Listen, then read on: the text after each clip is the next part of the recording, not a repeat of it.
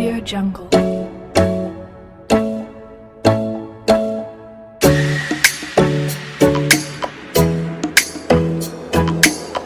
Audio Jungle.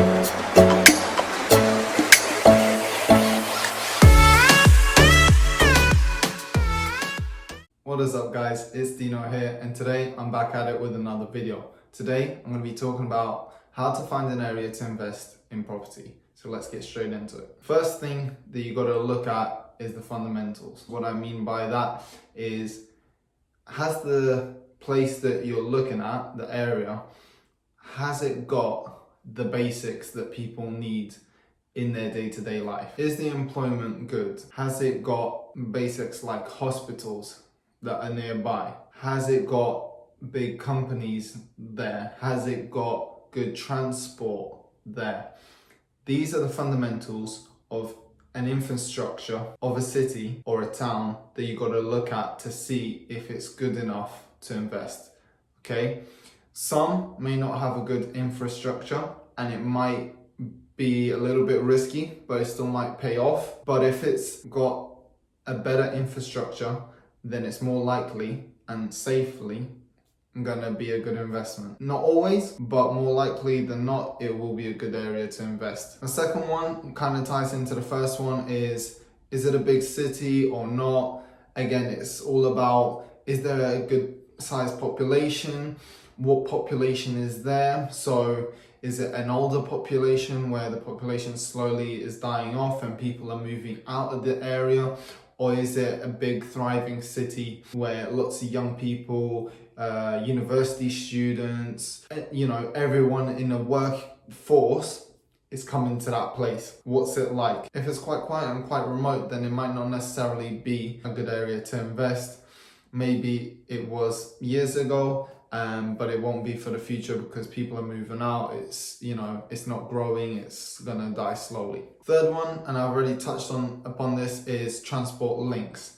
So when I say transport links, I mean if it's a big city but you're looking slightly away from city centre, for example, has that area got good transport links to the city centre? I'll give Manchester as an example. Okay, so if you're looking at Manchester and you're looking at the north of Manchester, Moston, Failsworth, that sort of area, it's got good transport links to get into city centre, but it's also got good transport links to go to Rochdale and Stockport and all the smaller towns around Manchester. So this area, for example, would be good to invest transport links wise because it's got trains, it's got buses, it's got trams, it's got every sort of transport link that you need to get around easily. So amenities, this is a big one as well. Not only do you want to get around easy, so you can get to work easily, get back home easily, but you also want to have things close to you so that you don't have to go too far to get the basics. So supermarkets, corner shops, restaurants and bars, hospitals is a big one that I've already mentioned. All this sort of stuff, is it close to you or do you have to go quite far out to go get to these places for basics? Like I said, mainly supermarkets as well. If it's close to you, more people are going to want to live there because it's got everything in that area already. Whereas if you're going to look at somewhere that doesn't have a lot of these things and they have to travel far to go to the doctor, they have to travel far to go for their weekly shopping, they have to travel far to get their kids to school. When I say far, I mean they have to take, a 20-minute bus, for example, or 2 buses, whatever it may be. Then it might not necessarily be a good area to invest. I'm not saying all these things have to be right across the road from you, okay? But if they're within walking distance, 15 minutes, or if they're within a bus ride away, 10, 15 minutes by bus, then it's all right. It's not too bad.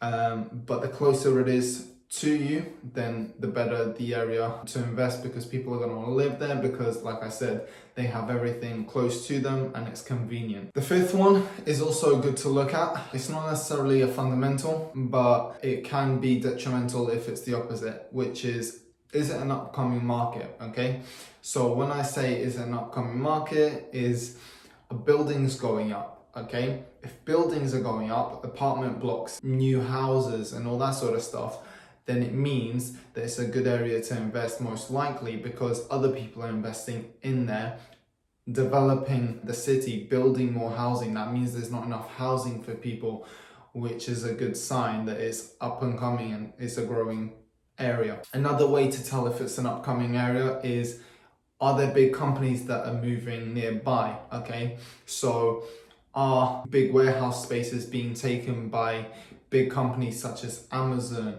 or IKEA or these sort of big companies, well-known companies? Are they coming to your area? Are they gonna attract lots of jobs, lots of employees, more people that are gonna come to the area? Okay, this is signs of an upcoming market. Are there developments in, a railway nearby? Are there developments in your tram lines? Are they going to pass through a certain area? Because not only do you have to look at the area that you're looking at, but you also have to look slightly further afield, okay? So if you're in one area, okay, in one postcode, look at the other 2 or 3 postcodes around you that border with yours, and look, are these gonna develop? Is there a good train line going through one of them? Is there, certain companies moving into the other areas around me? Because if it is, then more likely your area is gonna improve as well as the others around it, okay? So look at these things, look at the basics, okay, the infrastructure and the amenities, but also look at to see if there are improvements being made to your area or areas nearby. It's gonna help in the future with more people coming to the area. They're gonna need housing. That's where your house comes in, right? I hope you enjoyed that video, guys. I hope it was informative and I hope you took some notes. Get these tips on board and try to use as many as them and tick them off when you're looking and researching an area near you. That's it for me today, guys. Hope you enjoyed it and I'll catch you in the next video.